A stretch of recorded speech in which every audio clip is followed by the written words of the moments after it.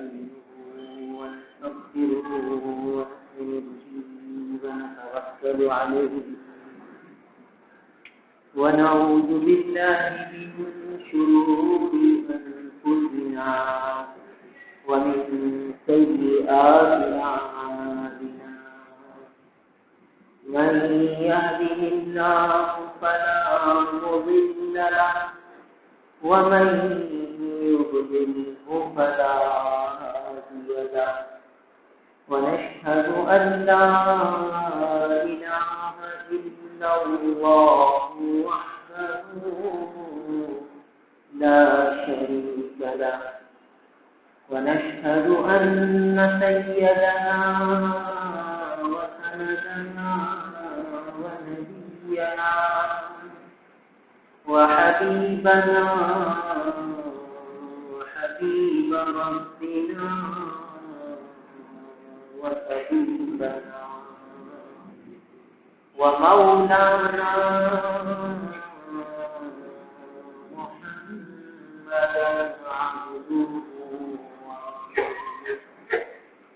أما بعد عن ابن عباس رضي الله تعالى عنهما أن رسول الله صلى الله عليه وسلم قدم المدينة فوجد اليهود قياما يوم عاشوراء فقال لهم رسول الله صلى الله عليه وسلم ما هذا اليوم الذي تصومونه فقالوا هذا يوم عظيم أنجى الله فيه موسى وقومه وغرق فرعون وقومه فصامه موسى شكرا فنحن نصومه فقال رسول الله صلى الله عليه وسلم فنحن أحق وأولى بموسى منكم فصامه رسول الله صلى الله عليه وسلم وأمر بصيامه رواه البخاري ومسلم. عن ابن عباس رضي الله تعالى عنهما قال ما رأيت النبي صلى الله عليه وسلم يتحرى صيام يوم فضله على غيره إلا هذا اليوم يوم عاشوراء وهذا الشهر يعني شهر رمضان رواه البخاري ومسلم أو كما قال عليه الصلاة والسلام. میرے محترم بزرگ اور عزیز بھائی، آج نئے اسلامی سال کی دوسری شب شروع ہو گئی. 1434 ہجری کے سال کا آغاز ہوا اور اس سال کی ایک رات اور ایک دن وہ ہم سے رخصت ہو گیا اور آج دوسری شب اس نئے سال کی شروع.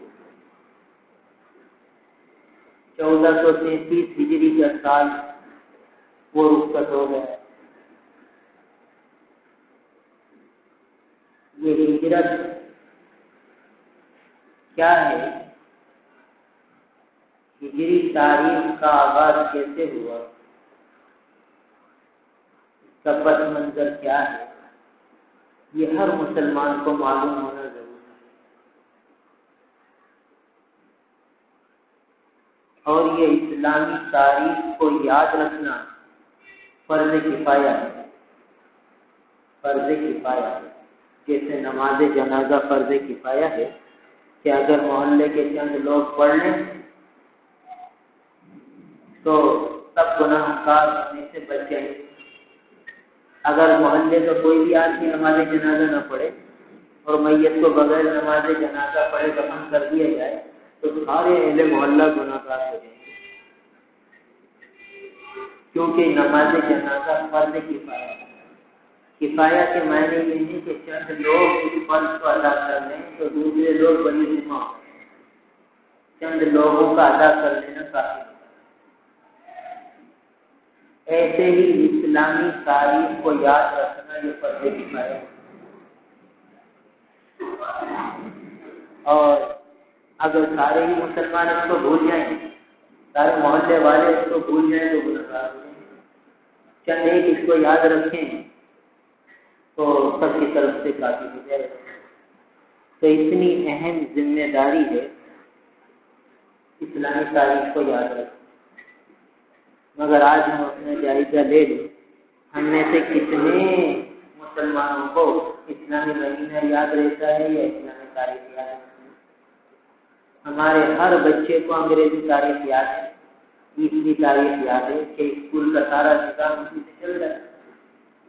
اسلامی تاریخ نہ بچوں کو یاد، نہ بڑوں کو یاد، نہ عورتوں کو یاد، نہ مردوں کو یاد۔ بس یہ جو بڑے بڑے عنوان آ جاتے ہیں، محرم کا مہینہ آ گیا تو کچھ تاریخ یاد ہو گئی، محرم کا مہینہ گیا، عاشورے کا دن گیا، اس کے بعد سے تاریخ یاد ہی نہیں رہتی، پوچھنا پڑتا ہے کہ آج کیا تاریخ ہے، آج کیا تاریخ ہے۔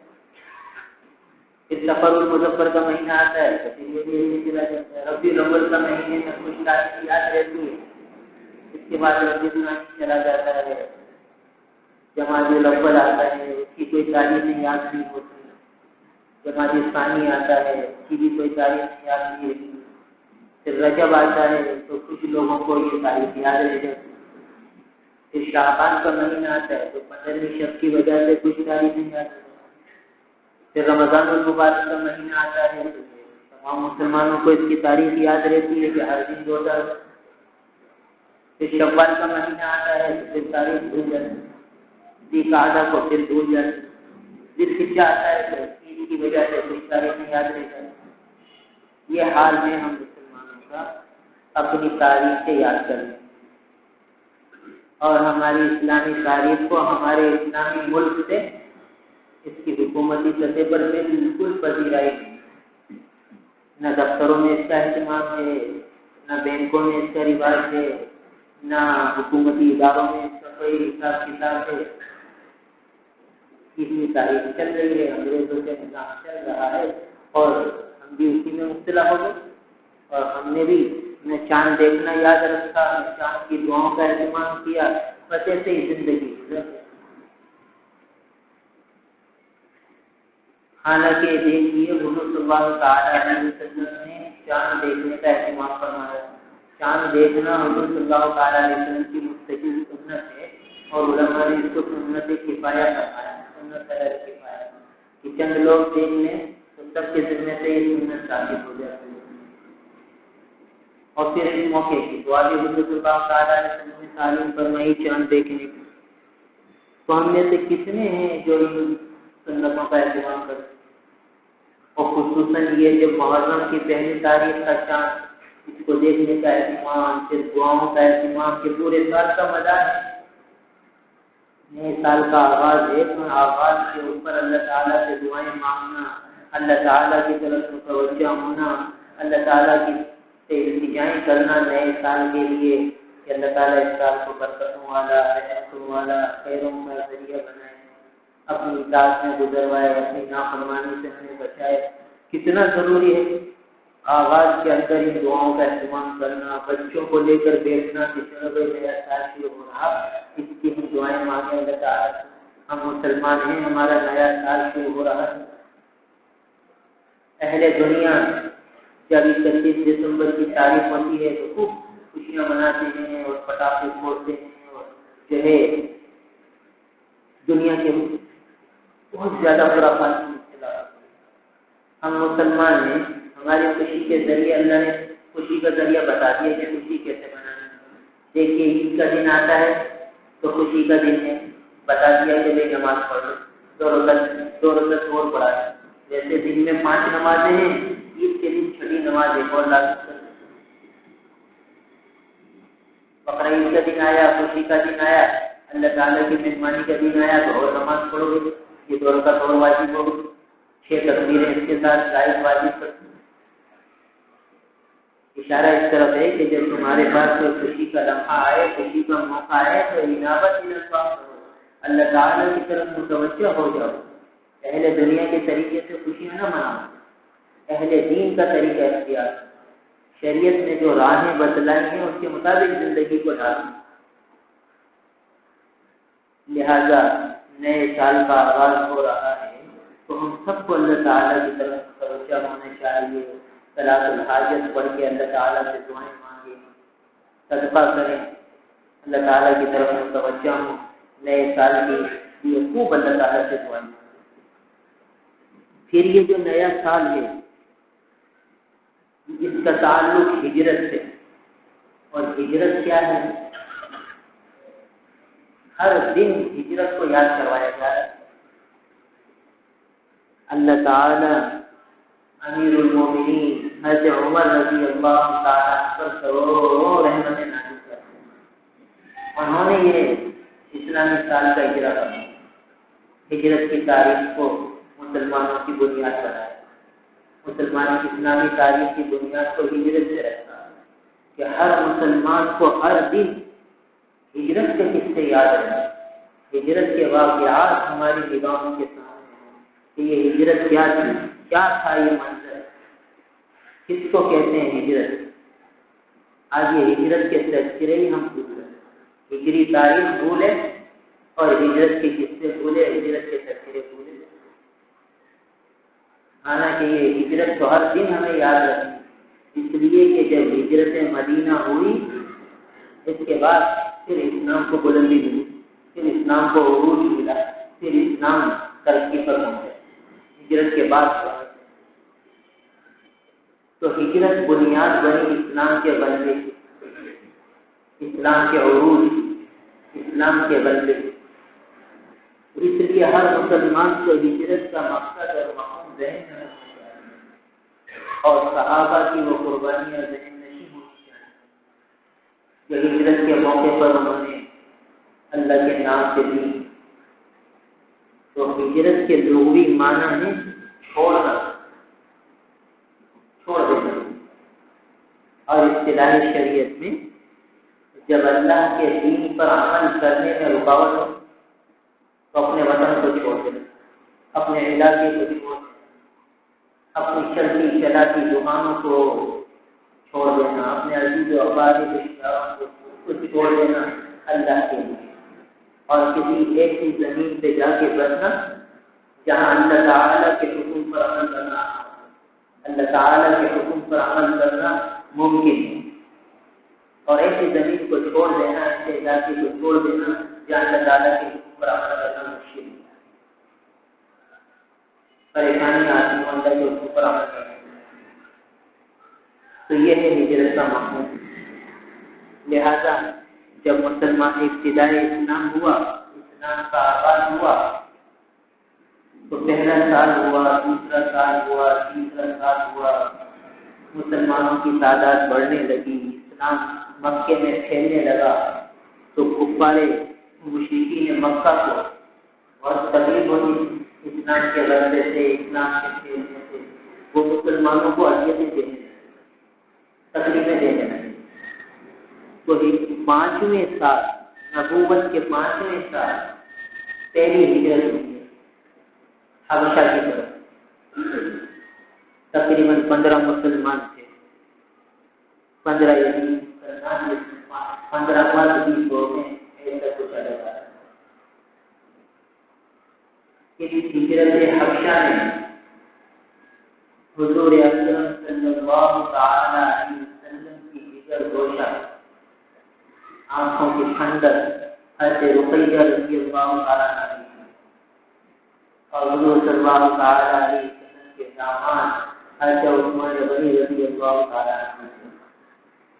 یہ پہلی ہجرت ہو رہی ہے مسلمانوں کی حبشہ کی طرف، جس میں رسول اللہ صلی اللہ تعالی علیہ وسلم کی بیٹی بھی تشریف لے جا رہی ہے۔ تو ذرا تصور کیجیے کہ ایک باپ نے اپنی بیٹی کو کس طرح رخصت کیا ہو، ایک انجانی منزل کی طرف، ایک انجانے سفر کی طرف، ایک انجانے ملک کی طرف اپنے داماد کو، اپنی آنکھوں کی ٹھنڈک کو، بیٹی سے باپ کو کتنی الفت ہوتی ہے، کتنی محبت ہوتی ہے، کتنا تعلق ہوتا ہے۔ اب وہ بیٹی آج آنکھوں کے سامنے سے اپنے شوہر کے ساتھ اللہ کے دین کی محبت میں، اللہ کی محبت میں اپنے باپ سے جدا ہو گئی اور باپ اپنی بیٹی کو جدا کر رہا ہے۔ تو رسول اللہ صلی اللہ علیہ وسلم کے قلب اثر کی کیفیت کیا ہو، اور حضرت رقیہ رضی اللہ تعالیٰ کے قلب مبارک کی کیفیت کیا ہو، جو اپنے محبوب باپ کو چھوڑ کر جائے۔ تصور کیا جا سکتی ہے ہم کیسی کیسی ہجرتیں صحابہ نے کی۔ ہم تو کتنے مزے سے احکامات شریعت کو پامال کر دیتے ہیں، ہمیں تو اللہ کے دین پر عمل کرنے کا پورا موقع ملا، ہم پھر بھی اللہ کے حکم کو پورا نہیں کر رہے، اور یہ لوگ اللہ کے حکم پر عمل نہ کر سکنے کی وجہ سے اب اللہ کے لیے اس علاقے کو چھوڑ رہے ہیں، اپنے وطن کو چھوڑ رہے ہیں، اپنے ملک کو چھوڑ رہے ہیں، اپنے رشتے دار کو چھوڑ رہے ہیں، اپنی وفاداری کو چھوڑ رہے ہیں، اپنی دکانوں کو چھوڑ رہے ہیں، اپنی تجارت کو چھوڑ رہے ہیں،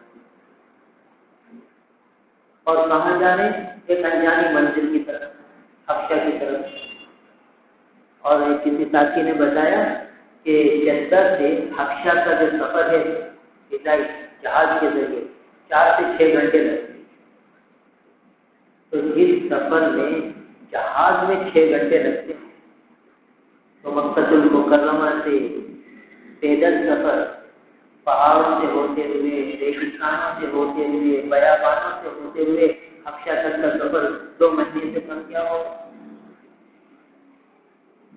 تو یہ 2 مہینے کا سفر جو اذیتوں سے پر ہے، مشقتوں سے پر ہے، اس میں رسول اللہ صلی اللہ علیہ وسلم کی بیٹی بھی جائے۔ یہ پہلا سفر ہجرت ہے حبشہ کی طرف، اور حضرت عثمان غنی رضی اللہ تعالیٰ عنہ جائے، حضور کو چھوڑ رہے ہیں اپنے، اور جو سب سے بڑی بات ہے کہ بیت اللہ کو چھوڑ، کعبۃ اللہ کو چھوڑ رہے ہیں۔ انہوں نے پیدا ہونے کے ساتھ ہی بیت اللہ کو آنکھوں سے دیکھا ہے، اور عمر مبارک کے 30-35 سال بیت اللہ کو دیکھتے ہوئے گزر گئے،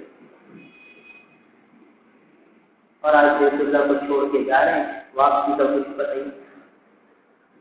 تو آج جو حج پہ جاتے ہیں، جس دن طواف وداع کرتے ہیں، تو آج کے مسلمان کا بھی دل بیت اللہ کے فراق میں ہوتا ہے۔ یعنی ہم لوگ جنہیں عشق کی ہوا بھی نہیں لگتی، اللہ تعالیٰ کے عشق کی ہوا بھی نہیں لگی، ان لوگوں کا، ہم لوگوں کا دل بیت اللہ سے رخصت ہوتے ہوئے روتا ہے، تڑپتا ہے دل، شاید بیت اللہ سے فراق۔ تو حضرت عثمان غنی رضی اللہ تعالیٰ اور سیدہ رقیہ رضی اللہ تعالیٰ عنہ کے دل کی کیفیت کا کیا عالم بیت اللہ کے فراق میں، اور یہ جو 15 صحابہ تھے ان کے ساتھ، اور دوسری صحابیات کی، ان کے قلب کی کیا کیفیت ہوئی کہ بیت اللہ کو سے فراق، حضور اکرم صلی اللہ علیہ وسلم سے فراق۔ آج جو مسجد نبوی سے مدینہ پاک میں آخری دن ہوتا ہے، تو جو حج پہ جانے والے ہیں ان کے دل کی کیفیت پوچھو کہ مدینے سے فراق کے وقت کیا کیفیت ہوتی ہے دل کی۔ تو جو رسول اللہ صلی اللہ علیہ وسلم کو اپنی آنکھوں سے دیکھتے تھے اس کے بعد آج وہ حضور صلی اللہ علیہ وسلم کو چھوڑ کر جائے، اس لیے جا رہے ہیں کہ ہم اللہ کے حکم پر آسانی سے عمل کر سکیں، مقصود اللہ تعالیٰ کے حکم پر عمل کر سکیں۔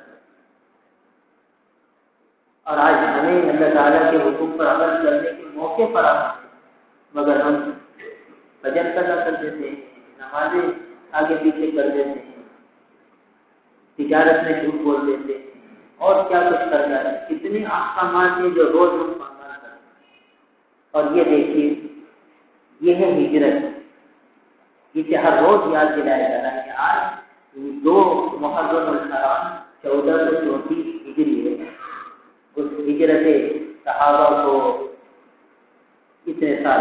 14 صدیوں کی اس ہجرت کو یاد کرو، انہوں نے کیوں ہجرت کی؟ اللہ تعالیٰ کے حکم پر عمل کرنے کے لیے یہ سب کچھ برداشت کرتے ہیں۔ اور آج ہم اللہ تعالیٰ کے حکم کو اتنا پامال کرتے ہیں، شادی بیاہ ہو تو اللہ کے حکم کو پامال کرتے ہیں، تجارت ملازمت ہو تو اللہ کے حکم کو پامال کرتے ہیں، اور کوئی موقع ہو میں اللہ کے حکم کو پامال کرتے ہیں۔ یعنی ہمیں احساس ہی نہیں۔ تو ہجرت کی تاریخ ہمیں یہ سبق یاد دلاتی ہے کہ دیکھو اللہ تعالیٰ کے حکم پر عمل کرنے کے لیے ان لوگوں نے کیا کچھ برداشت کیا، کیسے کیسے مجاہدے برداشت، کیسے کیسے دل میں زخم دیے ہیں اللہ تعالیٰ کی محبت میں۔ تو اب یہ پہلی ہجرت تھی حبشہ کی، جس میں سے رقیہ رضی اللہ تعالیٰ عنہ حضور کی بیٹی بنت نذیر جا رہی، عثمان غنی رضی اللہ تعالیٰ عنہ جا رہے، اور 15 صحابہ اور صحابیات جا رہے، اپنے مکے کو چھوڑ رہے ہیں، بیت اللہ کو چھوڑ رہے ہیں، حضور صلی اللہ علیہ وسلم کو چھوڑ رہے ہیں، اور ساتھیوں کو چھوڑ رہے ہیں، اور اپنے کاروبار کو، اپنے گھروں کو، سب کو چھوڑ کر یہ قافلہ حبشہ پہ چلا ہے۔ کتنی مشقتیں جھیلی ہوں گی، راستے میں کہاں رکے ہوں گے، کیا کچھ کیا ہوگا، کوئی تصور بھی نہیں کرتا۔ اور وہاں جا کے پھر اللہ کے حکم پر عمل کرنا شروع کر دیا حبشہ میں جا کے۔ تو یہ پہلی ہجرت کی حبشہ ہے۔ پھر اس کے بعد کچھ اور 40 کے قریب مسلمانوں نے حبشہ کی دوسری ہجرت کی۔ اس میں حضرت جعفر طیار رضی اللہ تعالیٰ عنہ، جو حضرت علی رضی اللہ تعالیٰ عنہ کے بھائی تھے، حضور صلی اللہ تعالیٰ علیہ وسلم کے چچا کے بیٹے، یہ بھی حضور صلی اللہ علیہ وسلم سے جدا ہو کر حبشہ کو پہنچے۔ پھر اس کے بعد مدینہ منورہ کی ہجرت شروع ہوئی، مدینہ منورہ کو ہجرت ہوئی۔ تقریباً 150 کے قریب صحابہ تھے جو ایک ایک کر کے مکے کو چھوڑ کر، بیت اللہ کو چھوڑ کر، اپنے گھر بار کو چھوڑ کر مدینہ منورہ ہجرت کر، تاکہ وہاں جا کر اللہ تعالیٰ کے حکموں پر آسانی سے عمل کر سکیں، دین پر صحیح طریقے سے عمل کر سکیں، کوئی رکاوٹ نہ ہو، کوئی تنگی نہ ہو، کوئی پریشانی۔ اور پھر آخر میں حضور اکرم صلی اللہ تعالی علیہ وسلم نے ہجرت فرمائی۔ تو ذرا سوچیں، ذرا تصور کریں کہ حضور صلی اللہ تعالی علیہ وسلم کی قلب اطہر کی کیا کیفیت ہوگی جب بیت اللہ کو چھوڑا ہوگا۔ لہذا کتابوں میں وہ الفاظ لکھے ہیں کہ جب حضور صلی اللہ تعالی علیہ وسلم مکہ المکرمہ سے باہر نکلے تو ایک حضرت بڑی نگاہ مکے پر ڈالی تھے، مکہ المکرمہ، تو فرمایا کہ وہ کتنا مبارک شہر ہے،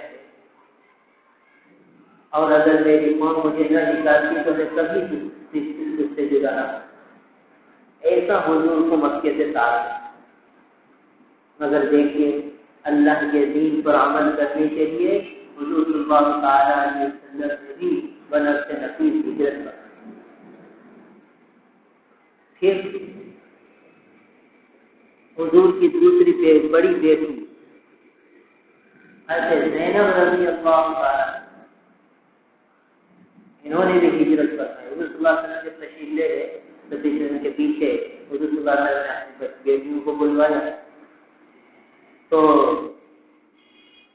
کفار مکہ بفر گئے کہ حضور کی بیٹیاں اس طرح چلی جائیں، نہیں جانے دیں۔ اور ایک ملعون نے تو سیدہ زینب رضی اللہ تعالیٰ عنہ کے برچھا مارا، جس سے وہ اونٹ پر سے گری اور شدید زخمی ہوئی۔ یہ حضور کی بیٹی یہ اللہ کے دین کی نسبت سے ستائی کا ہے۔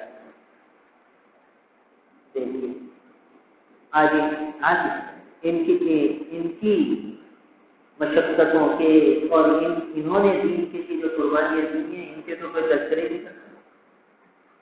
حضرت رقیہ رضی اللہ تعالیٰ عنہ کی ہجرت کا تذکرہ کون کرتا ہے؟ حضرت زینب رضی اللہ تعالیٰ عنہ کی ہجرت کا تذکرہ کون کرتا ہے؟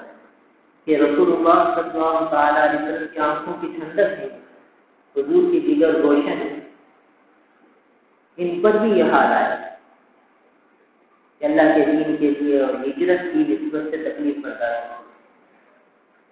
بہرحال پھر ان کے شوہر نے اجازت دی کے لیے مدینے پاک ہجرت کر کے گئی، تو حضور کی یہ بیٹی بھی تکلیف برداشت کر کے مدینہ منورہ پہنچی۔ ہجرت کیوں کی؟ تاکہ اللہ کے حکموں پر پورا عمل ہو سکے، صحیح طریقے سے عمل ہو سکے۔ یہ ہمیں ہجرت کی تاریخ یہ سبق یاد دلایا کہ بھائی ہمیں ہر روز اللہ کے حکموں کو زندہ کرنا۔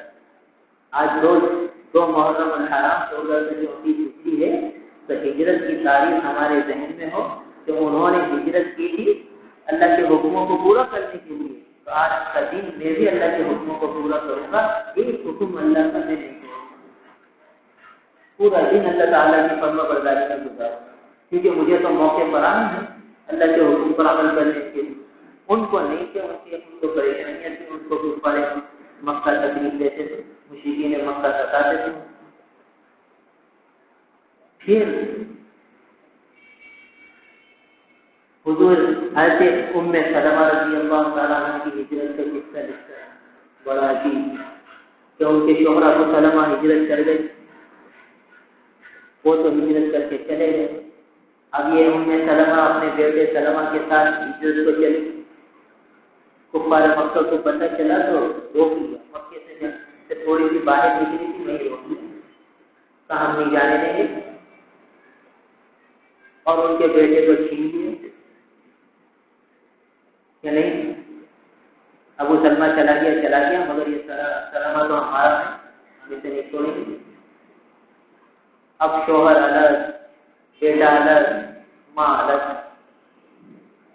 ام سلمہ اپنے قبیلے میں، سلمہ اپنے ددیال میں، اور ابو سلمہ مدینہ منورہ میں۔ تو بتائیے کیا قلبی کیفیات ہوں گی حضرات، کیوں یہ مشقتیں جھیلی اللہ کے حکموں پر عمل کرنے کے لیے جھیلی؟ تو حضرت سلمہ رضی اللہ تعالیٰ عنہ کے دل کی کیا کیفیت ہوگی کہ شوہر بھی اس سے بھی فراق ہو گیا، بیٹے سے بھی فراق ہو گیا، بیٹا ماں کے لیے تڑپ رہا ہے، ماں بیٹے کے لیے تڑپ رہی ہے، شوہر اپنے بیوی بچوں کے لیے تڑپ رہا ہے، مگر کوئی یہ نہیں کہتا کہ بھائی جو چھوڑو، اللہ کے حکم پر عمل کرنے سے کیا، اللہ بڑا غفور رحیم ہے، معاف کرنے والا ہے، چھوڑو، اپنے ساتھ مزے سے مکے میں رہتے ہیں، مکے والے عمل نہیں کرنے دیتے تو ہم کیا کرتے؟ ٹھیک ہے، ہم عمل نہیں کرتے، اللہ غفور رحیم ہے، اللہ ہماری مجبوریوں کو دیکھ رہا ہے، جیسے ہم اپنے آپ کو تسلیاں دے دیتے ہیں، شیطان ہمیں تو دھوکہ دے رہا ہے، ان حضرات کو دھوکہ نہیں دیتے۔ انہوں نے کہا کہ نہیں، یہ شیطان اس پر حاوی رہے، نہیں، کہ اللہ کے لیے بھلے قربانیاں ہمیں برداشت کریں گے، ہمیں تو اللہ کے حکموں پر عمل کرنا ہے، چاہے کتنی پریشانیاں آ جائیں، اور ہم اللہ کے حکموں کو پامال کرتے ہیں، اللہ تعالیٰ کے حکموں کی خلاف ورزی کرتے ہیں، تو جیسے اللہ غفور رحیم ہے، کوئی معاشرہ ہے، ماحول ہے، خاندان ہے، قوم ہے، برادری ہے، بھائی دنیا کو بھی دیکھ کے چلنا چاہیے، اور بھائی دین میں اتنی سختی تھوڑی ہوتی ہے، بھائی دین میں اتنی سختی نہیں ہوتی، تو ہم میں سلمہ الگ تڑپ رہی ہیں، سلمہ ان کا بیٹا الگ تڑپ رہا ہے، باپ ابو سلمہ الگ تڑپ رہا ہے، سب تڑپ رہے ہیں۔ یہ بھی کہتے تھے کہ اللہ غفور رحیم ہے، بھائی بس مکے میں رہو، بیت اللہ کو کیوں چھوڑو، اپنے وطن کو کیوں چھوڑو، یہ کفار عمل نہیں کرنے دیتے تو ہم کیا کریں؟ نہیں کر رہے ہم، کفار کہتے ہیں ایسے رہو تو ایسے رہتے بستی، اللہ غفور رحیم، اللہ معاف کر دے، مگر یہ بستی شیطان ان کو نہ پڑھا کر ہمیں پڑھا رہے ہیں، ہم پڑھ رہے ہیں اور بڑے دھڑلے سے پڑھ رہے ہیں کہ کیا کریں، ہم تو کمزور ہیں، تو ضعیف ہیں۔ صحابہ کی تاریخ ہمیں بتلاتی ہے کہ وہ ایسے زندگی گزارا ہے، اللہ کے حکموں کے لیے دل کے جذبات کو قربان کرنا پڑے، دل کے کو تڑپانا پڑے، اللہ کے حکموں کو پورا کریں گے تو بہت سی قربانیاں ہیں، ان سب کو برداشت کرنا پڑے گا۔ تو دیکھیے یہ ہجرت کا سبق ہے، ہر دن ہمیں یہ سبق یاد دلایا جا رہا ہے کہ ایسے ہجرتیں ہوئی ہیں، ایسے دل تڑپتے ہیں صحابہ کے۔ پھر بہرحال اللہ تعالیٰ نے مدد فرمائی، پھر سلمہ، ام سلمہ، ابو سلمہ سب ساتھ مدینے میں رہے، کچھ عرصے کی تکلیفیں تھیں۔ بہرحال تو یہ ام سلمہ کی ہجرت۔ پھر ایک صحابی ہجرت فرمانے لگے، کفار مکہ نے گھیر لیا اور تیر چلانے شروع کیے. انہوں نے کہا کہ دیکھو تیر چلانے مجھے بھی آتے ہیں، اب میں بھی مقابلہ کروں گا، کچھ تمہارے بھی آدمی زخمی ہوں گے، کچھ میں بھی زخمی ہوں گا، ایک سودا کر لیتے. تو کیا سودا کرتے ہیں؟ کہ یہ سودا کرتے ہیں کہ میرا مکے میں مال ہے چھپا ہوا، وہ خزانہ میں تمہیں بتا دیتا ہوں، وہاں سے جا کے لے لو، اور مکہ مکرمہ میں میری غلام باندھی ہے وہ بھی تم لے لو اور مجھے جانے دیں. انہوں نے کہا ٹھیک ہے یہ سودا مجھے منظور ہے. تو اپنی باندھیا کا فلاں جگہ میری باندھیاں ہیں وہ تم لے لو، اور فلاں جگہ میرا مال کا خزانہ بنا ہوا ہے اسے لے لو اور مجھے چھوڑ دیں. میں کہا ٹھیک ہے یہ سودا منظور ہے، یہ سودا کر کے مدینے پاک چلے گئے.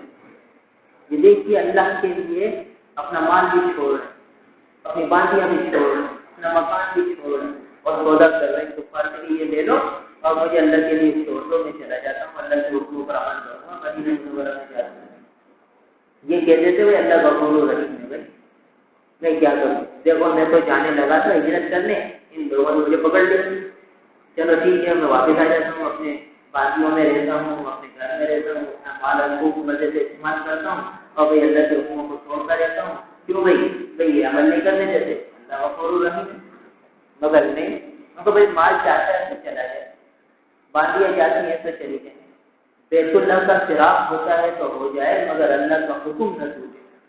اب تو مجھے ہجرت کرنی، اس وقت ہجرت فرض تھی، لہٰذا ہجرت کر کے حضور صلی اللہ علیہ وسلم کی بارگاہ اقدس میں پہنچے اور حضور سے سارا قصہ عرض فرمایا کہ حضور میں نے یہ کر سودا کیا. حضور نے فرمایا بڑا نفع کا سودا کیا، بڑا نفع کا سودا کیا. دنیا دے کر دین لیا ہے، دنیا بیچ دین لے لیا، دنیا کو چھوڑ دیا دین کو لے لیا، بڑا نفع کا سودا کیا. ہم اپنی نگاہ سے دیکھیں تو ہمیں تو ہزار نظر آ رہے ہیں، ساری دنیا چلی گئی. ہاتھ میں کیا آیا؟ فقراء بن کے مکے میں رہے، مگر ٹھیک ہے سب کچھ جانا گوارا تھا، اللہ کے حکم پر عمل کرنا اس کو مقرر تھا.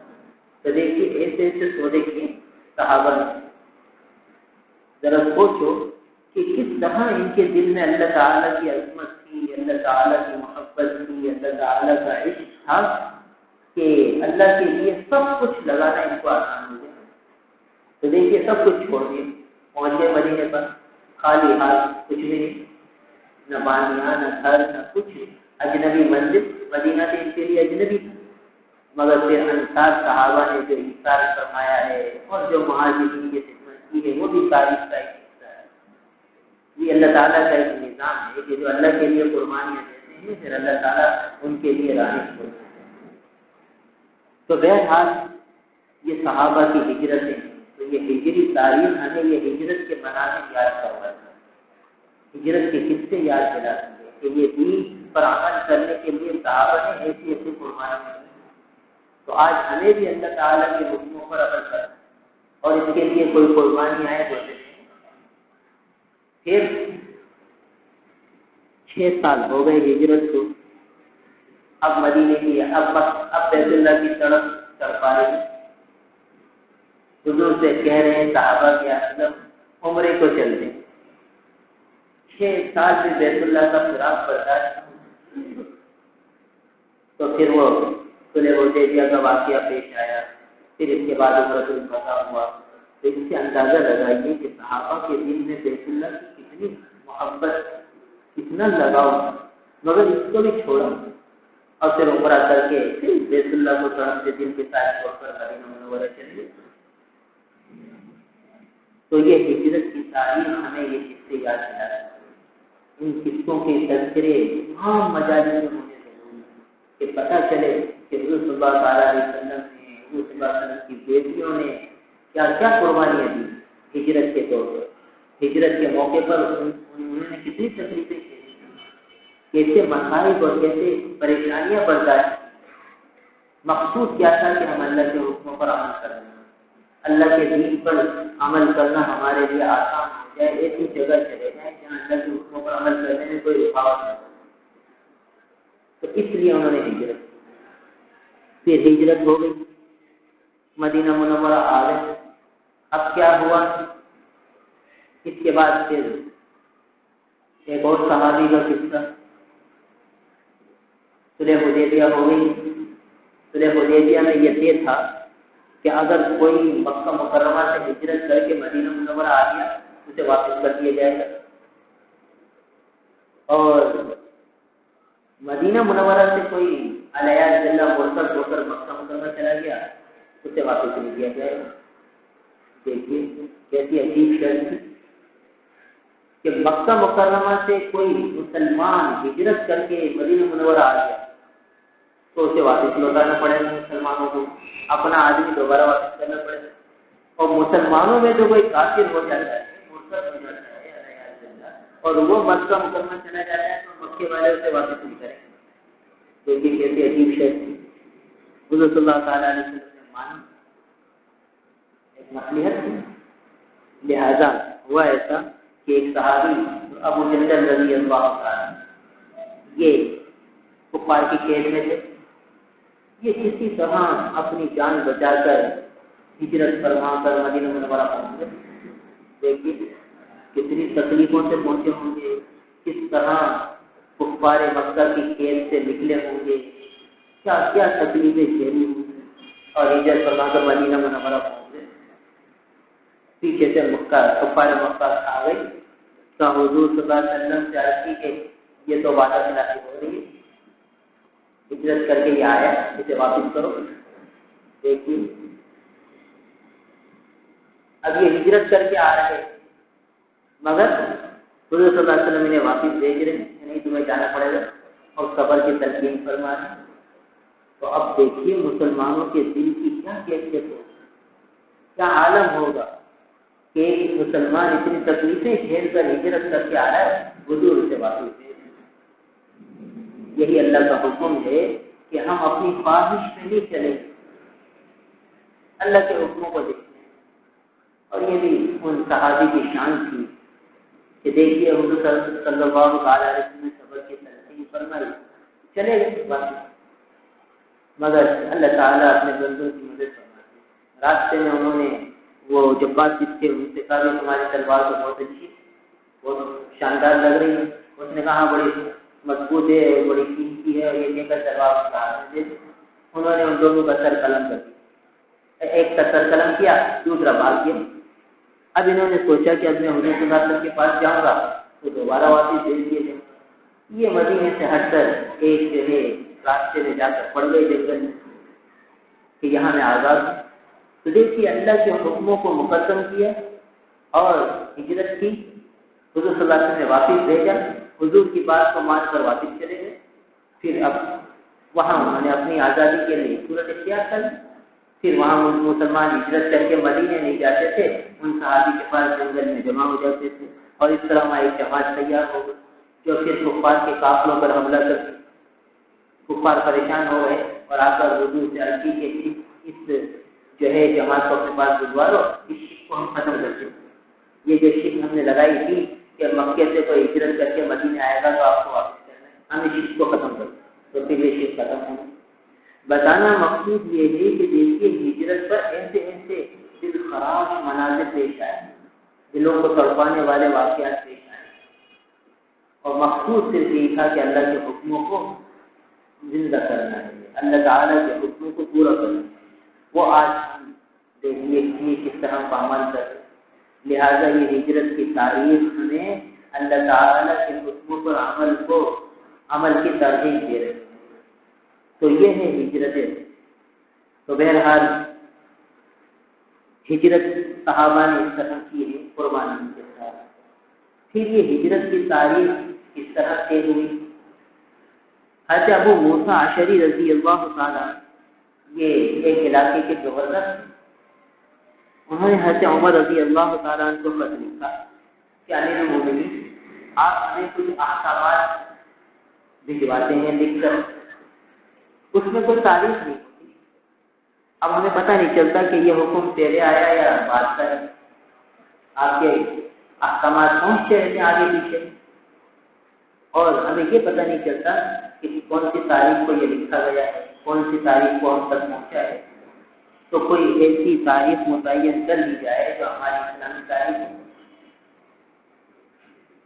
اب اس پر صحابہ کی جماعت دیکھی جس میں حضرت عثمان غنی رضی اللہ تعالیٰ عنہ تھے، حضرت علی رضی اللہ تعالیٰ عنہ تھے اور بڑے بڑے صحابہ تھے، حضرت عمر رضی اللہ تعالیٰ کا دور خلافت تھا۔ اب یہ طے ہوا کہ بھئی اسلامی تاریخ کی بنیاد کس چیز پر؟ مشورہ ہونے لگا۔ کسی نے رائے دی کہ حضور صلی اللہ تعالیٰ علیہ وسلم کی ولادت سے اسلامی تاریخ کا آغاز کیا کہ جب حضور صلی اللہ علیہ وسلم کی ولادت کے بعد شہادت ہوئی، بس وہ سال مسلمانوں کا پہلا سال ہو اور اس سے اسلامی سال کا آغاز ہو۔ ولادت کے وقت سے اسلامی تاریخ کی بنیاد۔ اس پر یہ اشکال ہوا کہ دیکھیے عیسائی لوگ عیسیٰ علیہ السلام کے یوم ولادت سے عیسوی تاریخ پر 25 دسمبر کو عیسیٰ علیہ السلام کا یوم ولادت مناتے ہیں۔ تو عیسائی تاریخ کا آغاز جو ہے وہ عیسیٰ علیہ السلام کی ولادت سے، تو ہم بھی اگر اپنے نبی کی ولادت سے تاریخ رکھیں گے تو مشابہت لازم آئے گی۔ اور ہمارے آقا نے تعلیم فرمایا ہے خالق الیہود والنصارى، ہر معاملے میں یہود و نصارہ کی مخالفت کرنا۔ تو اب یہود و نصارہ کی مخالفت میں کرنی ہے۔ اگر ہم اس طرح اپنی تاریخ کی حضور صلی اللہ علیہ وسلم کی ولادت کے بعد تعاقب سے رکھیں گے تو ان سے مشابہت ہو جائے گی، لہذا اس رائے کو رد کیا گیا۔ پھر کسی نے کہا کہ یوں کر لو کہ معراج کا واقعہ بڑا عجیب واقعہ تھا، تو واقعہ معراج سے جو ہے وہ اسلامی تاریخ کا آغاز ہے۔ اس پر بھی کچھ باتیں بنی اور پھر سے یہ ہوا کہ ہجرت حضور صلی اللہ تعالیٰ علیہ وسلم نے جب ایک قول یہ آیا کہ جس دن حضور صلی اللہ علیہ وسلم کو نبوت ملی، نبوت والے سال سے اسلامی تاریخ کا آغاز کر دیا، مگر اس قول کو بھی رد کیے۔ آخر میں ایک قول غالباً حضرت علی رضی اللہ تعالیٰ نے رائے دی کہ ہجرت کے وقت کو اسلامی سال کا بنیاد بنے۔ تو حضور صلی اللہ تعالیٰ علیہ وسلم نے ہجرت فرمائی، اس کے بعد پھر اسلام کو غلبہ ملا۔ ہجرت کے بعد پھر جہاد، تو ہجرت اور جہاد ساتھ ساتھ۔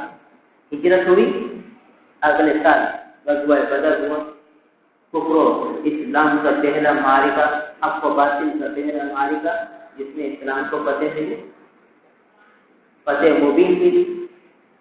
تو یہ جہاد کب آیا؟ ہجرت سے آیا۔ تو جہاد کی بنیاد ہجرت، تو ہجرت ہوئی، اس کے بعد جہاد آیا، جہاد کا حکم آیا، پھر جہاد کے ذریعے اللہ نے غلبہ اسلام کا راستہ کھولا۔ اور آج ساری دنیا کا باطل یہ چاہتا ہے کہ مسلمان ہجرت کو بھی بھول جائیں، جہاد کو بھی بھول جائیں، تاکہ اسلام کو غلبہ نہ ملے، اسلام مغلوب ہے۔ ساری دنیا کا باطل یہی سازش ہے۔ ہر جگہ اس نے ایسے اپنے جال تن رکھے ہیں کہ مسلمان کسی طرح بھی غالب نہ ہو۔ لہذا آج ہماری تاریخ کو ہم ہجری تاریخ یاد نہیں رکھ پائے۔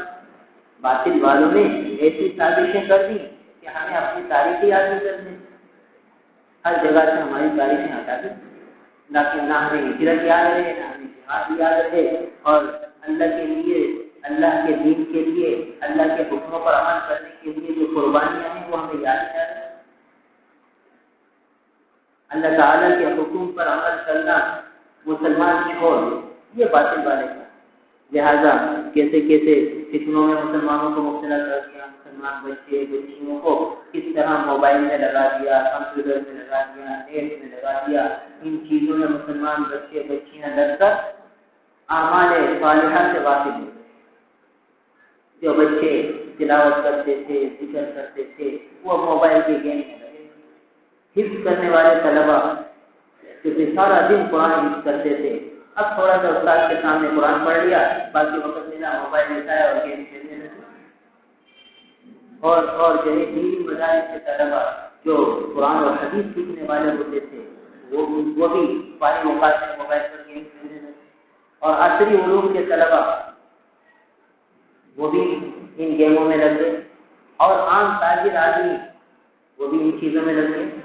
یعنی ہم اپنے اوقات ذکر میں، تلاوت میں، نمازوں میں، مناجات میں، اللہ تعالیٰ سے لو لگانے میں جتنے اوقات ہمارے لگتے تھے اس پر بھی خرافات کی نظر ہو رہی ہے۔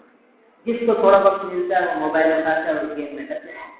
سفر میں پہلے مسلمان تصویر رکھتا تھا اور ذکر کرتا رہتا تھا، آج سفر میں مسلمان جو ہے وہ موبائل اٹھا کر گیم کھیلنے لگتے ہیں۔ اللہ ماشاء اللہ چند ایک ہوتے ہیں جو ذکر میں لگتے ہیں، ورنہ مسلمان بیچارے موبائل اٹھایا اور سفر چل رہا ہے۔ حالانکہ سفر کی حالت کیا ہے؟ وہ ایک موت پر، یعنی موت کا سفر کر کہیں بھی ٹکر ہو جائے، ٹائر برسٹ ہو جائے اور بس زندگی کا خاتمہ کیسے کیسے حادثے ہو رہے۔ تو اس موقع پر تو کتنا اللہ تعالیٰ کی طرف متوجہ ہونا تھا، مگر اس حالت میں بھی ہم پر غفلت ڈالی۔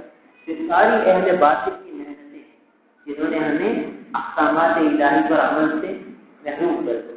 اللہ کا حکم تھا اذکروا اللہ ذکرا کثیرا، اللہ کا ذکر کثرت سے کرو۔ اب ہم بس میں بیٹھے ہوئے ذکر کرتے، اب اس حکم سے ہمیں روک دیا اور موبائل گیم میں لگا دیا۔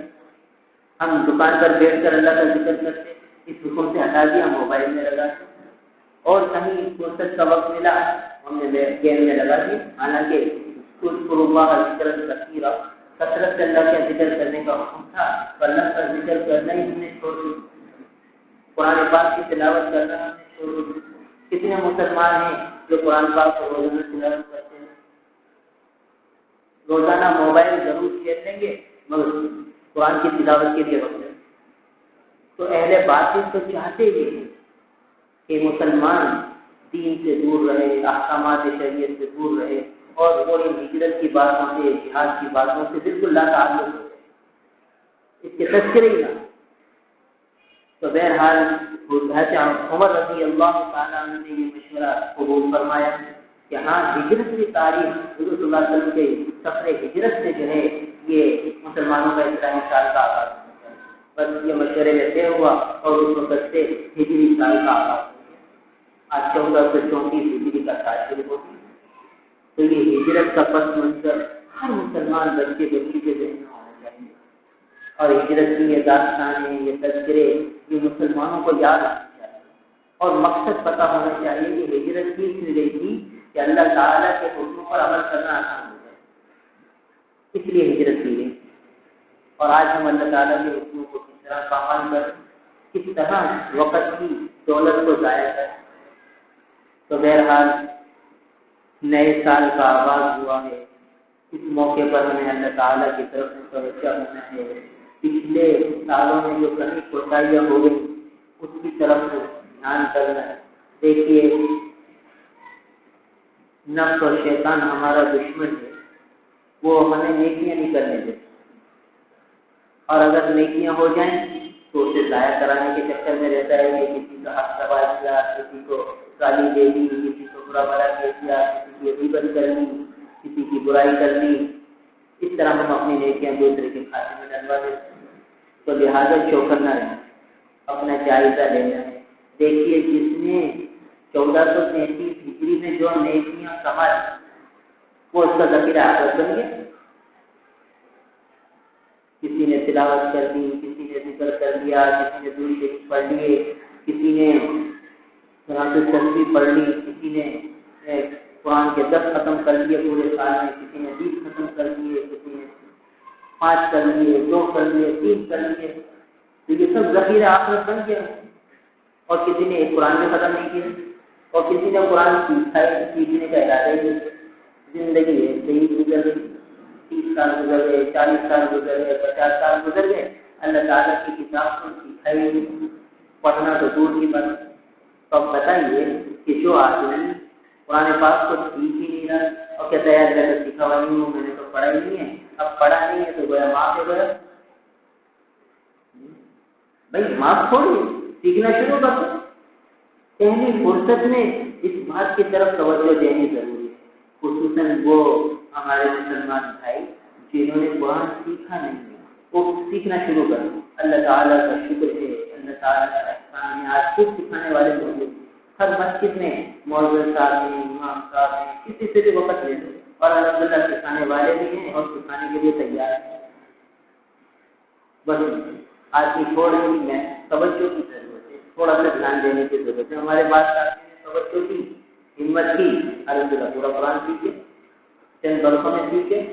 اور بعض ایسے ہیں کہ برسوں سے سیکھ رہے ہیں مگر زبان صحیح نہیں ہے، تلفظ صحیح نہیں ہے، مگر پھر بھی سیکھنا نہیں چھوڑ، سیکھ رہے ہیں.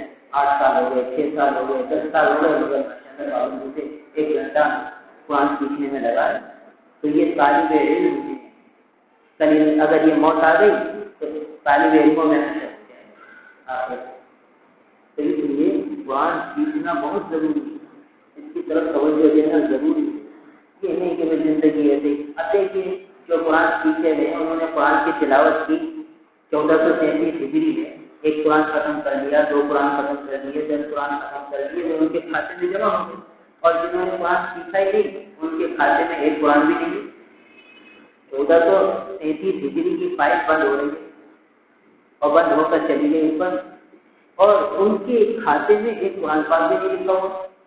اب بتاؤ، الحمدللہ نمازیں لکھی ہوئی ہیں، الحمدللہ جو ہے پہلی سب لکھی ہوئی ہے، الحمدللہ تکبیر اولیٰ لکھی ہوئی ہے، الحمدللہ اور اعمال خیر لکھے ہیں، اور قرآن پاک کا ختم نہیں لکھا ہوا ان کے کھاتے میں. بتاؤ، یعنی اتنی بڑی نیکی سے محروم ہو گئے، اتنی بڑی دولت سے محروم ہو گئے، اور اس کا احساس بھی نہیں کہ ہم کتنی بڑی دولت سے محروم ہیں. دیکھیے قرآن پاک کی تلاوت سے اللہ تعالیٰ کا قرب ملتا ہے، اللہ تعالیٰ کا قرب ملتا ہے، اللہ تعالیٰ سے ہم کلامی کی سعادت ہے قرآن پاک کی تلاوت. تو ہم نے قرب الہی کا ایک اہم ترین ذریعہ چھوڑا ہوا ہے. اگر سیکھنا شروع کر دیں تو گویا قرب الہی کے درجے سے ہونے شروع ہو جائیں. اللہ تعالیٰ کا قرب ملنے لگے گا. جس کو اللہ تعالیٰ کا قرب مل جاتا ہے پھر کیا ہوتا ہے؟ پھر اسے گناہوں سے نفرت ہو جاتی ہے، پھر اسے نیکیوں میں مزہ آتا ہے، پھر اس کی طبیعت اعمال صالحہ کی طرف چلنے لگتی ہے. یہ علامت ہے کہ قرب ملا ہو. یہ دیکھیے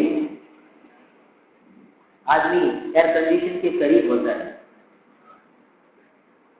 اس کمرے میں نہیں ہے مگر کمرے کا دروازہ کھلا ہوا ہے اور آدمی اس کمرے کے دروازے کے سے باہر کھڑا ہوا ہے، تو اس کی ٹھنڈک کی جو ہے لپٹ باہر تک آتی ہے، محسوس ہوتا ہے کہ اندر اے سی چل رہا ہے. اب دیکھیے کیوں اسے ٹھنڈک آ رہی ہے کہ وہ اے سی کے قریب ہو گیا. اگرچہ اے سی والے کمرے میں گیا نہیں ہے مگر اسے اے سی کی ٹھنڈک آ رہی ہے، اے سی کا قرب اسے مل رہا ہے. ایسے ہی جب اللہ تعالیٰ کا قرب مل جاتا ہے اسے اطاعت میں مزہ آتا ہے. جیسے اے سی کا قرب مل گیا تو ٹھنڈک مل گئی، تو اللہ کا قرب مل گیا تو اللہ کی اطاعت مل گئی، اللہ کی نافرمانی سے بچنے کا جذبہ آ جائے. خود دل کہے گا یہ گناہ ہے، اس سے بچو، یہ گناہ ہے، یہ بچو، یہ گناہ ہے، یہ بچو. تو یہ کیفیت پیدا ہو جائے گی کہ خود بخود گناہوں سے بچنے کا داعیہ پیدا ہو جائے گا. کیوں کہ اس کو قرب الہی مل گیا. جب ایسی کا قرب ملتا ہے تو ٹھنڈک ملنے لگتی ہے، جب اللہ کا قرب ملے گا تو اطاعت اور فرمانبرداری کی توفیق ملنے لگی، اطاعت کی ٹھنڈک ملے گی. تو قرب الہی کا ذریعہ قرآن پاک کی تلاوت ہے. تو ہم کوشش کریں کہ قرآن پاک سیکھنا شروع کریں، اور جو سیکھے ہوئے ہیں وہ تلاوت کا اہتمام کریں گے، روز تلاوت کریں گے، روز تلاوت کریں گے، روز قرب کی ایک منزل طے کریں گے. اس لیے تلاوت کا اہتمام یہ بہت ضروری ہے. تو 1434 ہجری کا کوئی دن تلاوت کے بغیر نہ ہو. ہم اپنا جائزہ لیں کہ 1433 ہجری میں کوئی دن کھانے کے بغیر نہیں گزرا. الحمدللہ ہر دن کھایا ہے، روزہ رکھتا ہے تو سحری کی ہے، افطار کی ہے. بھوکا کوئی دن نہیں گزرا، کوئی رات بھوکا نہیں گزری. 1433 ہجری کی کوئی رات بھوک پیاس سے نہیں گزری. کوئی ایک دن اللہ کے فضل سے فاقہ نہیں ہے. صحابہ کی زندگی دیکھیے کیسے کیسے فاقوں نے زندگی گزارا. یہ جو ان کے ہجرت کے سفر ہوئے ہوں گے 2 مہینے پہاڑوں میں چلے ہوں گے، ریگستانوں میں چلے ہوں گے، تو نہ معلوم کیا کیا فاقے آئے ہوں. تو ہمیں کوئی تصور ہے تو کوئی نہ کتابوں میں ہوں گے وہ سلسلے نہ کچھ، وہ تو ان کو معلوم ہے، ان کے رب کو معلوم. تو انہوں نے تو اللہ کے حکم کو پورا کرنے کے لیے ایسے ایسے فاقے برداشت کیے. 2 مہینے کا پہاڑوں میں سفر، ریگستانوں میں سفر، اور نہ پانی کی سہولت، نہ جو ہے کھانے کی سہولت، مگر ٹھیک سفر کر رہے ہیں اللہ کے لیے. تو کتنے فاقے آئے ہوں گے. اور ہمیں تو 1433 ہجری میں ایک دن کا فاقہ اللہ کے فضل فاقہ تو ایک دن نہیں ہے، ہر دن کھایا پیا اور قرآن پاک کی تلاوت کا کتنا نعرہ کر لے، اس کا احساس بھی نہیں۔ تو یہ چیزیں سوچنے کی آخرت کی زندگی کا استحصال ضروری ہے۔ ابو دردہ رضی اللہ تعالیٰ ایک علاقے کے گورنر تھے۔ امیر المومنین حضرت عمر رضی اللہ تعالیٰ ان سے ملنے کے لیے رات کو اچانک ان کے گھر پہ چلے گئے چھاپا مارنے کے لیے کہ دیکھیں کہ ابو دردہ رضی اللہ تعالیٰ نے اپنی زندگی بدلی گئی، گورنر بن گئے تو ان کی زندگی میں تبدیلی آئی یا وہی پرانی زندگی رسول اللہ صلی اللہ علیہ وسلم والی باقی ہے۔ تو اس لیے یہ دیکھنے کے لیے رات کے وقت پہنچ گئے اور جو ہے اچانک دروازہ کھول دیا ان کے گھر میں۔ تو دروازہ جب ہاتھ مارا تو دروازہ کھلتا چلا گیا، کنڈی لی تھی دروازے سے، تو چونکہ وہ ہاتھ مارا تھا اس لیے اندر چلتے چلے گئے۔ اندر پہنچے تو اندھیرا تھا، چراغ بھی نہیں تھا، تو اب ہاتھ سے ٹٹولنے لگے کہ کیا کیا چیزیں کمرے میں رکھی ہیں، عیش و عشرت کا کوئی سامان ہے یا نہیں۔ تو ہاتھ لگایا تو تکیے پر ہاتھ لگا، اندھیرا تھا، تکیے کو ٹٹولا تو پتہ چلا کھجور کی چھال ہے۔ پھر ہاتھ لگانے لگے بستر پہ تو کنکریوں کی جو ہے وہ چبھن محسوس ہوئی کہ کنکریاں ہیں۔ پھر اس کے اوپر ہاتھ لگایا تو دیکھا پاری سب ایک چادر کنکریوں کے اوپر بچھی ہے۔ پھر ابھی ہاتھ ٹٹول رہے تھے کہ ابو دردہ رضی اللہ عنہ کا ہاتھ لگ گیا۔ ابو دردہ رضی اللہ عنہ نے پوچھا کون؟ اور میں عمر کا کیسا ہے؟ میں دیکھنے آیا ہوں کہ تم کس طرح زندگی گزار دو، اور پھر کہا کہ تمہارے گھر میں تم سودے سو رہے اور جو ہے کھجور کی چھال کے تکیے پہ سو رہے۔ میں نے تم پر بڑا بڑا احسان نہیں کیے، میں نے تم کو اتنی عطایا نہیں دیے، اتنے ہدیے نہیں دیے، وہ کہاں چلے گئے سارے سر؟ تو ایسا ابو دردہ رضی اللہ تعالیٰ نے فرمایا کہ عمر تم حضور صلی اللہ علیہ وسلم کی وہ بات بول رہے تھے، کون سی بات؟ تو حضور صلی اللہ علیہ وسلم نے ہم سے یہ نہیں فرمایا تھا کہ دیکھو دنیا میں ایسے رہنا جیسے مسافر رہتا ہے، اور ایسے رہنا جیسے مسافر کا توشہ ہوتا ہے، تھوڑا سا توشہ اپنے ساتھ رکھتا ہے تاکہ سفر میں کام آئے، بہت زیادہ بوجھ اپنے ساتھ نہیں رکھتے۔ حضرت عمر رضی اللہ تعالیٰ یہ بات یاد آنے پر رونے لگے۔ پھر دونوں حضور صلی اللہ علیہ وسلم کے زمانے کی باتیں یاد کر کے ایک دوسرے کو سناتے رہے اور روتے رہے۔ صبح دیکھیے یہ صحابہ کی زندگی تھی، اور ایک ہماری زندگی ہے کہ مہینوں کا کھانے کا ہمارے پاس انتظام ہے، مگر فکر کتنی کہ کیا ہوگا، کیا کریں گے، کیسے کریں گے، اور وہ صحابہ کی زندگی دیکھی۔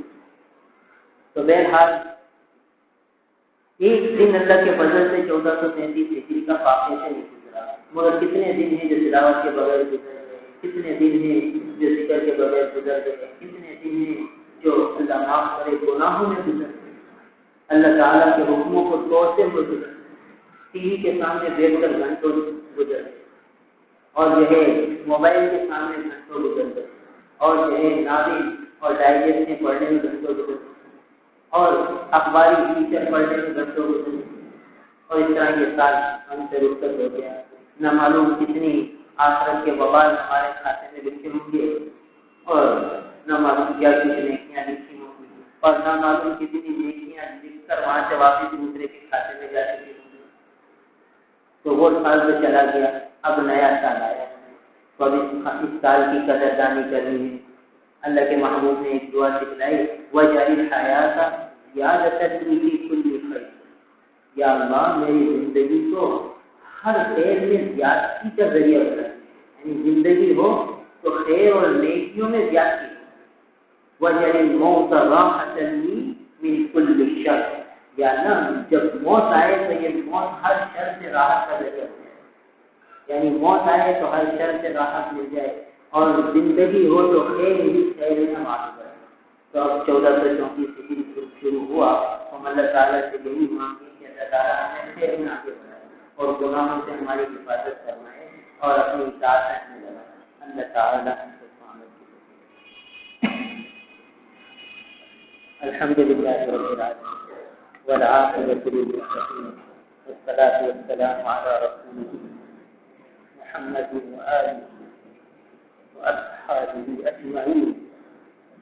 اللهم صل على سيدنا ومولانا محمد وعلى آل سيدنا ومولانا محمد وبارك وسلم. یا اللہ ہمارے تمام گناہوں کو معاف کرنا دیجیے. یا اللہ ہماری زندگی کا انتظار 1433 ہجری ہم سے ہو گیا. ہم اپنے سال پہ نگاہ ڈالتے ہیں تو گناہوں کے انبار نظر آتے ہیں. آنکھوں کے نہ معلوم کتنے گناہ اس کھاتے میں لکھے ہوں گے, کانوں کے کتنے گناہ لکھے ہوں گے, زبان سے نہ معلوم کتنے گناہ لکھے ہوں گے, دل کے کتنے گناہ لکھے ہوں گے, کتنے مسلمانوں کی حق تلفیاں لکھی ہوں گی, کتنی آپ کی حق کی پامالیاں لکھی ہوں گی, کتنے آپ کے احکامات پامال کیے ہوں گے, آپ کے فرشتوں نے ہمارے کھاتے میں لکھے ہوں گے. اور یا اللہ کرتے ہیں کہ دل کی یہ فائل آپ کے پاس پہنچ چکی ہوگی. یا اللہ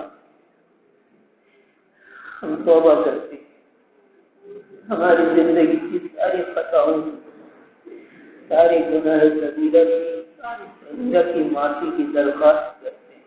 آپ کے گھر میں بیٹھے ہیں. یا اللہ نیک گناہوں پر آپ معافی کا قلم پھیر دیجیے. یا اللہ سارے گناہوں کو آپ معاف کرنا دیجیے. یا اللہ ہمارے کھاتے سے ایسے گناہ مٹا دیجیے کہ آپ کے فرشتوں کو بھی پتہ نہ چلے کہ یہاں کوئی گناہ لکھا ہوا تھا. اللہم استر بسترک الجمیل, اللہم استر بسترک الجمیل, اللہم استر بسترک الجمیل.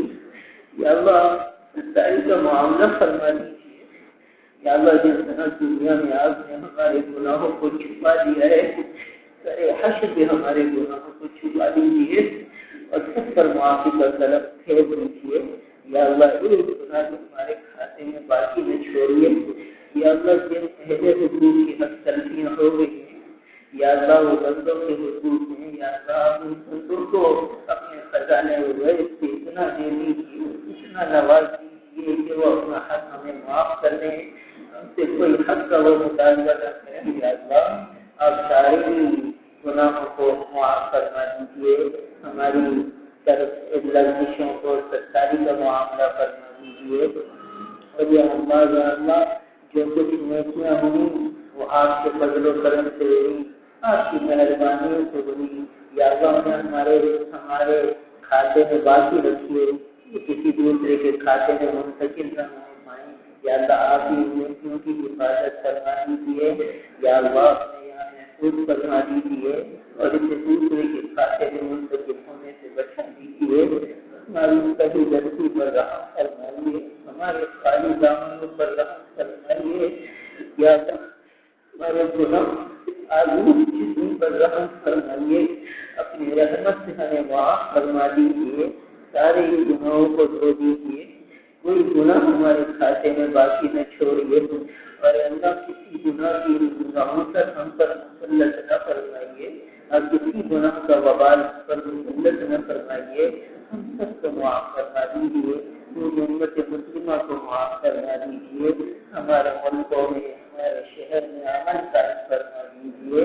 یا اللہ یا اللہ یہ نیا سال آیا ہے, یا اللہ سال کو برکتوں کا ذریعہ بنا دیجیے, خیروں کا ذریعہ بنا دیجیے, آپ کی اطاعت میں آگے بڑھنے کا ذریعہ بنا دیجیے, آپ کی نافرمانی سے بچنے کا ذریعہ بنا دیجیے. یا اللہ کوئی نماز قضا نہ ہو, کوئی نماز تقریری اولا سے نہ رہے, ہر نماز تقریری اولا کے اہتمام سے نصیب ہو جائے, نماز خوشی سے نصیب ہو جائے. یا اللہ آپ کی پیاری تلاوت کی سعادت مل جائے. یا اللہ کلام الہی سے الفت نصیب ہو جائے, آپ کی کتاب سے قلبی لگاؤ ہو جائے.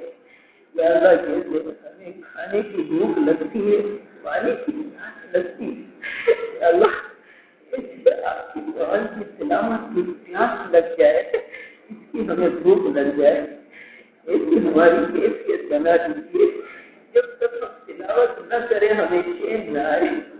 یا اللہ ہماری کیفیات بنا دیجیے. یا اللہ لذت دے دیجیے. اپنے نام کی حلاوت نصیب فرما دیجیے. ہمارے گناہوں کی وجہ سے ہمیں یا اللہ اپنے نام کی مٹھاس سے محروم نہ فرمائیے. یا اللہ مدد فرما دیجیے. یا اللہ چوتھی ہجری آیا ہے. یا اللہ یہ اسلام کے بندے کا سال بنا دیجیے. یا اللہ مسلمانوں کی کامیابیوں کا سال بنا دیجیے. یا اللہ مجاہدین اسلام کی کامیابیوں کا سال بنا دیجیے. کفر کی اور ساری باطل والوں کی سازشوں کے ناکام ہونے کا سال بنا دیجیے. یا اللہ کافروں کی اور باطل والوں کی پسپائی کا اور مغلوبیت کا سال بنا دیجیے. یا اللہ ہر مقام پر ہر محاذ پر مجاہدین اسلام کو کامیابیاں کامیابیاں فتح مبین عطا فرمائیے. یا اللہ یہ سال مسلمانوں کے لیے ترقیوں کا بنا دیجیے. مسلمانوں کے غلبے کا بنا دیجیے اور کفر کی مغلوبیت کا کفر کی ذلیل و خوار ہونے کا بنا دیجیے. یا اللہ جتنے باطل والے مسلمانوں پر مسلط یا ان کو آپ پکڑ لیجیے. ان سے آپ انتقام لے لیجیے. اے اللہ ان پر ایسے قہر نازل فرمائیے جیسے قوم عاد پر آپ نے قہر نازل فرمایا. یا اللہ آج کی مسلمانوں کے حال جات پر رحم فرما دیجیے. امت مسلمہ کی دستگیری فرمائیے. امت مسلمہ کی حفاظت فرمائیے. ہمارے شہروں میں امن قائم فرما دیجیے. یہ مہینہ یہ سال امن اور چین اور سکون اور اطاعت کے ساتھ گزر جائے. ہر غم سے بچا لیجیے. ہر صدمے سے بچا لیجیے. ہر پریشانی سے بچا لیجیے. ہر الجھن سے بچا لیجیے. یا اللہ رزق کی برکتوں اور فراوانی کا سال بنا دیجیے. حلال طیب رزق کی فراوانی کا سال بنا دیجیے. ہر قسم کے دکھوں سے بچا دیجیے. ہر قسم کی ناگہانیوں سے بچا دیجیے. یا اللہ ہر قسم کی بلاؤں سے بچا دیجیے. ہر قسم کی نظر بد سے بچا دیجیے. یا اللہ کامل عافیت عطا فرما دیجیے. کامل سلامتی عطا فرما دیجیے. ہر خیر مقدر فرما دیجیے. ہر شر سے بچا دیجیے. ہر فتنے سے بچا دیجیے. ہر آزمائش سے بچا دیجیے. ہر امتحان سے بچا لیجیے. یا اللہ ہمیں محروم مت فرمائیے. یا اللہ آپ کے دین پر عمل کرنا آسان بنا دیجیے. یا اللہ صحابہ نے تو آپ کے حکموں پر عمل کرنے کے لیے کیسی قربانیاں کی ہیں, کیسے مجاہدے کھیلے ہیں. یا اللہ ہم تو کچھ بھی نہیں کر سکے. یا اللہ آپ ہمیں ہمت دیجیے ہم آپ کے حکموں پر پورا عمل کر سکیں. یا اللہ ہمیں نفس شیطان کے حوالے نہ کیجیے بلکہ پتی کے برابر بھی ان کے حوالے نہ کیجیے. اپنی مضبوط ان کو پناہ میں ہمیں لے لیجیے. یا اللہ ہمارے اساتذہ مشائخ اساتذہ والدین جو حیات ہیں یا اللہ سب کی عمروں میں برکتیں عطا فرمائیے. یا اللہ جو امت کے لیے رہنے والے ہیں ان کی عمروں میں برکتیں عطا فرمائیے. جو امت کے لیے پڑھنے والے ہیں ان کی عمروں میں برکتیں عطا فرمائیے. یا اللہ جن کی برکت سے رحمتیں نازل ہوتی ہیں جنہیں دیکھ کر آپ خوش ہوتے ہیں اپنے ان بندوں کی عمروں میں برکتیں عطا فرما دیجیے اور ان کی برکتوں سے ہم سب کو مالا مال فرما دیجیے. محروم نہ فرمائیے. یا اللہ محروم نہ فرمائیے.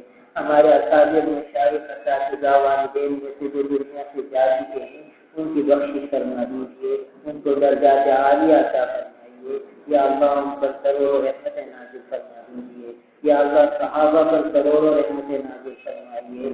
یا اللہ صحابہ پر کروڑوں رحمتیں نازل فرمائیے. ہمارے آقا نبی کریم صلی اللہ تعالی علیہ وسلم پر کروڑوں رحمتیں کروڑوں درود و سلام نازل فرمائیے. یا اللہ ہمیں اپنے محبوب کی سچی محبت عطا فرما دیجیے.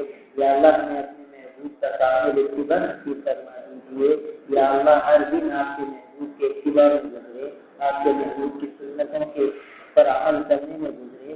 یا اللہ کو ایسی ہمیں توفیق دے دیجیے. اللهم انا نسالك من خير ما سالك منه نبيك محمد صلى الله عليه وسلم ونعوذ بك من شر ما استعاذك منه نبيك محمد صلى الله عليه وسلم. انت المستعان وعليك البلاغ ولا حول ولا قوه الا بالله. یا اللہ ہمارے ملک میں ہمارے شہروں میں کامل امن قائم فرما دیجیے، مسلمانوں کی جان مال عزت آبرو کی پوری حفاظت فرمائیے، مسلمان مردوں عورتوں سب کی یا اللہ جان مال عزت آبرو کی پوری حفاظت فرمائیے، یا اللہ مدد فرما دیجیے، کرم فرما دیجیے، ہماری شامت اعمال پر مسلط نہ فرمائیے، ہمیں معاف فرما دیجیے، نستغفر اللہ و نتوب الیہ، نستغفر اللہ و نتوب الیہ، نستغفر اللہ و نتوب الیہ، سبحان ربك رب العزة عما يصفون والسلام على المرسلين والحمد لله رب العالمين آمين آمين آمين برحمتك.